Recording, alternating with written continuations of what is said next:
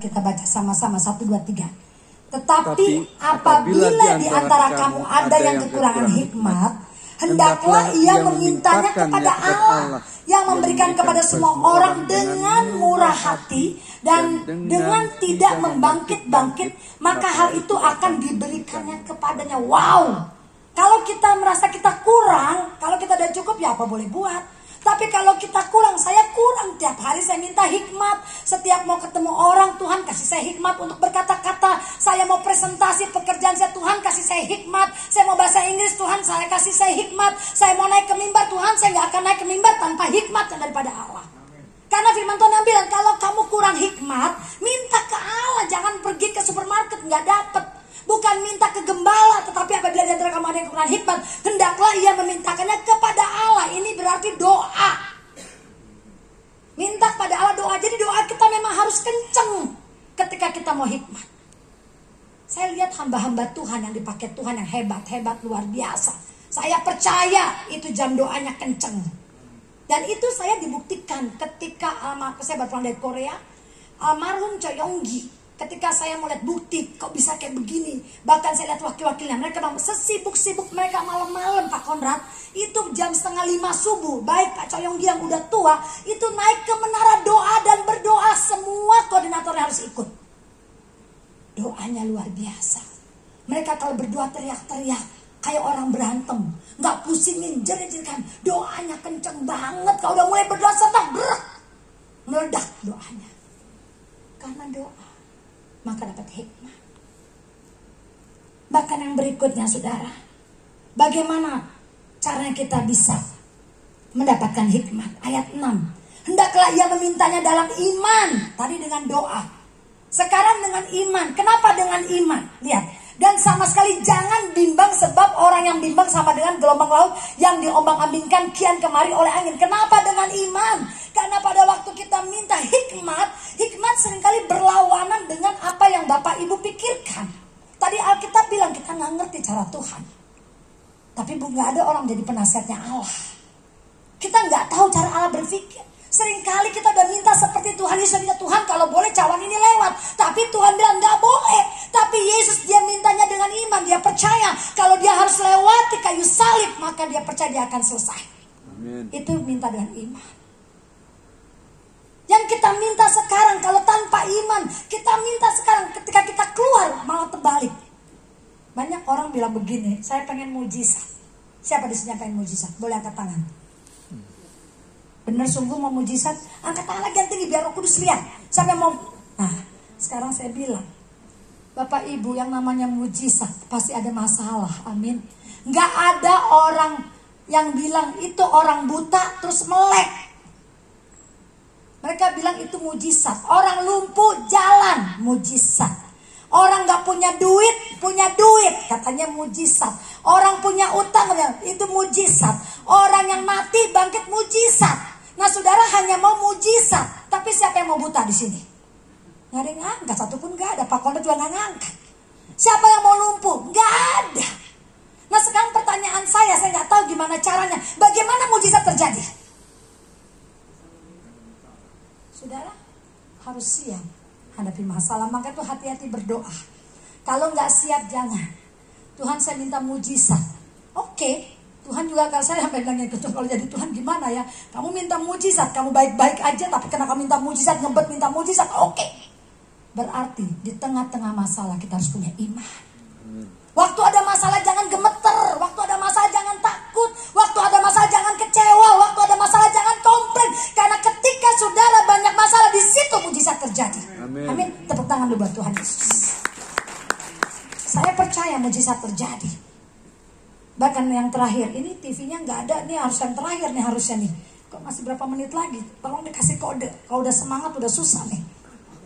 Efesus 5 lihat ya. Firman Tuhan katakan, coba buka Efesus 5 ayat 17. Sebab itu janganlah kamu bodoh, tetapi usahakanlah supaya kamu mengerti kehendak Tuhan. Waktu kita iman itu kan jangan mau bodoh, jangan kamu oke Tuhan saya punya iman, tapi baru melihat masalah sedikit udah komplain, jangan bodoh. Waktu meminta, minta dengan iman. Amin. Bahkan katakan, lihat, dan janganlah kamu mabuk oleh anggur. Jangan terpengaruh dengan situasi dunia. Tetapi orang yang benar-benar ingin hikmat Allah, Alkitab katakan buat saudara saya. Lihat ayat 18-nya. Tetapi hendaklah kamu penuh dengan roh. Ayat 18b-nya. Tetapi hendaklah kamu penuh dengan roh. Jangan dimabukkan dengan dunia. Tapi biarlah saudara saya, hendaklah kamu penuh dengan roh pada waktu kamu meminta. Pada waktu kamu minta hikmat. Kamu penuh dengan roh, maka saya percaya. Ayat 19 kata, dan berkata-katalah seorang pada yang lain dalam mazmur, kidung, puji-pujian, dan nyanyian rohani. Bernyanyilah dan bersoraklah bagi Tuhan dengan segenap hati. Sukacita, bersyukur. Di tengah-tengah keadaan situasi nggak membuat jawaban doa Bapak Ibu dan saya, tetapi kita tetap bersyukur. Saya percaya, saudara, saya ngalami proses itu dari tahun 2012. Udah di atas, kalau lagi di bawah enak, udah di atas dibuat kayak begitu. Sampai orang bilang, mana Tuhan kamu, mana iman kamu, katanya pendeta. Tapi harus saya lihat, hanya dengan modal ucapan syukur. Hanya dengan modal glory, haleluya, haleluya. Sekalipun tidak ada alasan untuk berhaleluya, tapi glory, haleluya. Dan firman Allah kasih hikmat. Bukan sulap-sulapan. Kalau sekarang saya ada perusahaan, bahkan teman saya bilang, wow.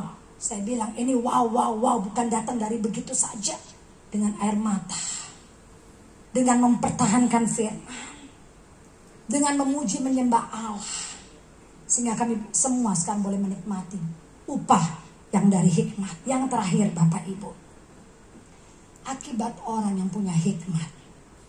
Tema hari ini, tengah-tengah penderitaan, hikmat berkuasa. Akibat orang yang punya hikmat.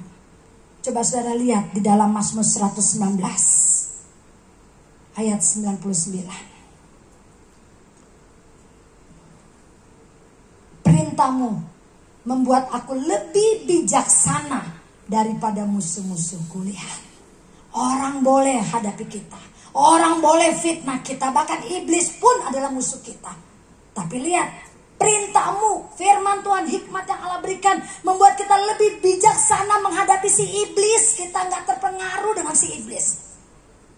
Bahkan Bapak Ibu, di tengah-tengah seperti itu, waktu kami diproses, anak saya sekolahkan di Singapura, suami saya jadi komandan di Makassar atau di mana waktu itu. Saya lagi naik mimbar di Batu Malang, Bapak Ibu. Dan anak saya yang masih kecil waktu saya sekolahkan, tiba-tiba saya dapat telepon dari kantor polisi di Singapura, dikatakan, "Ibu, anak ibu di kantor polisi." Saya bilang, "Ada apa?" Saya ngomong sama anak saya nangis. Rupanya supir taksi di Singapura mau memperkosa dia.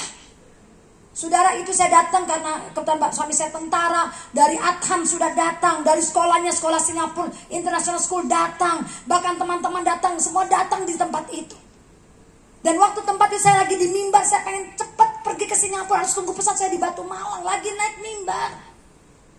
Dan saya menyembah, saya bersyukur, bahkan saya katakan, iblis, dengar iblis. Apapun yang kau mau ganggu saya, apapun yang kau mau rebut, bahkan anak saya yang kau ganggu dengan dalam nama Yesus, saya akan tetap cari jiwa. Saya akan tetap bersyukur. Saudara, pada waktu kami ke sana orang pada datang. Supaya itu nggak kejeblos, nggak naik ke wartawan. Saudara, itu polisi datang, mereka pada bela saya. "Ibu, ini orang saya mau pukulin begini-gini. Sekarang ibu ada ketemu dia. Pokoknya kalau mau pukul aja semuanya." Supaya saya nggak ngomong ke wartawan kemanapun. Orang kedutaan juga ada. Saudara, waktu saya ketemu orang itu, saudara, saya lihat orang itu, saya bilang begini, "Tuhan Yesus sudah ampuni kamu." Itu nggak gampang, saudara, nggak gampang. Bicara Tuhan Yesus sudah ampuni kamu gak gampang. Hati saya pengen tampar. Saya ingin pukul, saya ingin maki dia secara manusia. Tapi Alkitab hikmat mengajar saya bijaksana. Dunia bodohin saya. Ngapain kamu begitu? Ngeliat anak saya nangis. Saya cuma bilang, Tuhan Yesus mengampuni kamu. Dan saya mau doakan kamu. Orang udah tua, saya doakan, saudara, saya doakan. Tapi ingat, jangan usik hambaku. Saya tahu benar firman. Pada waktu di pengadilan saya bilang, saya gak mau ikut ke pengadilan. Di sidang silakan, dihukum silakan. Anak saya nggak kasih. Saya sudah lepaskan pengampunan. 1 tahun kemudian saya nggak pernah ikut, saudara. Anak saya juga nggak pernah. Saya bawa pulang Jakarta. Saya cuma dapat kabar bapak itu meninggal. Saudara, kita nggak perlu benci, kita nggak perlu marah. Hikmat membuat kita bijaksana sebagai orang Kristen. Akibat yang terakhir, ketika kita punya hikmat, maka Tuhan katakan, Yesaya 33 ayat 6. Demikian firman Tuhan.